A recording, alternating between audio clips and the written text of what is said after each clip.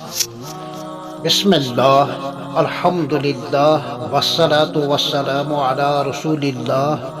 السلام علیکم ورحمۃ اللہ وبرکاتہ۔ رمضان کی آمد مرحبا، قسط نمبر 8، حدیث سلمان اور مسائل رمضان۔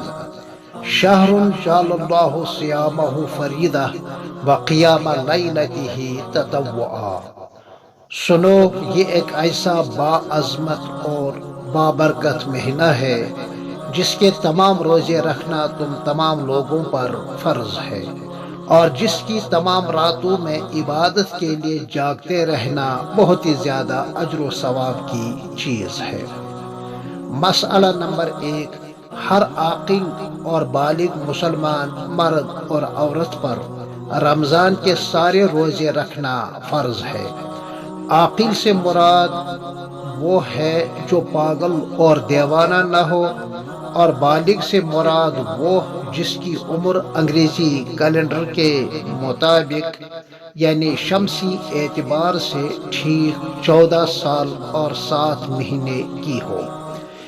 اس طرح وہ قمری یعنی اسلامی کیلنڈر کے مطابق ٹھیک 15 سال کا ہو تو وہ شرعاً بالغ شمار کیا جائے گا، اس لیے کہ شمسی اعتبار سے سال میں 365 دن ہوتے ہیں، اور قمری یعنی اسلامی کیلنڈر کے اعتبار سے سال میں 355 دن ہوتے ہیں۔ ہر سال 10 دن کا یہ فرق 15 سال میں 150 دن ہوئے، اور پھر 150 دنوں کو آپ مہینے بنا دیں، 30 سے تقسیم کر لیں تو 5 مہینے ہو گئے، لہذا 15 کو 5 کم کر لیں تو 7 ہو گئے، یعنی 12 سے 5 کم کرنے 7 ہو گئے۔ تو اس اعتبار سے جو لڑکا یا لڑکی ڈیٹ آف برتھ یعنی انگریزی حساب سے 14 سال اور 7 مہینے کی ہو، 14 سال یا 7 مہینے کا ہو تو وہ شرعاً بالغ ہے، اور اسلامی کیلنڈر کے اعتبار سے اس کی عمر برابر 15 سال کی ہوگی، یا اس عمر سے پہلے بلوغ کی ظاہری علامت ظاہر ہو چکی ہو، یعنی بچی کو زنانہ عذر پیش آئے اور بچے پر غسل بصورت احتلام یعنی بدخوابی کی وجہ سے فرض ہو چکا ہو، سفر ہو یا ایسا مرض جس میں روزہ رکھنے سے تکلیف بڑھے یا بیمار کو ٹھیک ہونے میں تاخیر ہو، تو ایسی صورت میں روزہ نہ رکھنے کی اجازت ہے، بلکہ روزہ نہ رکھنے کا حکم ہے۔ زنانہ عذر کی وجہ سے نماز تو بالکل معاف ہے، قضا بھی لازم نہیں ہے، البتہ روزہ رکھنا اس حال میں قطعی طور پر جائز نہیں ہے، بعد میں روزوں کی قضا کر لے۔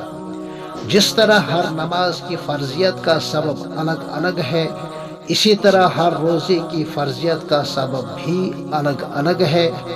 یعنی تمام روزے فرض ہونے میں برابر ہیں، جس طرح پنجگانہ نمازیں فرض ہونے میں برابر ہیں۔ البتہ ماہ رمضان کے روزے فرض ہیں، اس کی فرضیت کا انکار کرنے والا نعوذ باللہ اسلام سے خارج ہے، نہ رکھنے والا بہت بڑا گناہ گار اور مستحق نار ہے،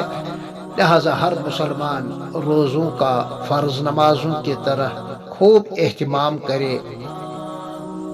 پھر ملتے ہیں آپ سے قسط نمبر 9 میں انشاءاللہ، تب تک کے لیے السلام علیکم ورحمۃ اللہ وبرکاتہ۔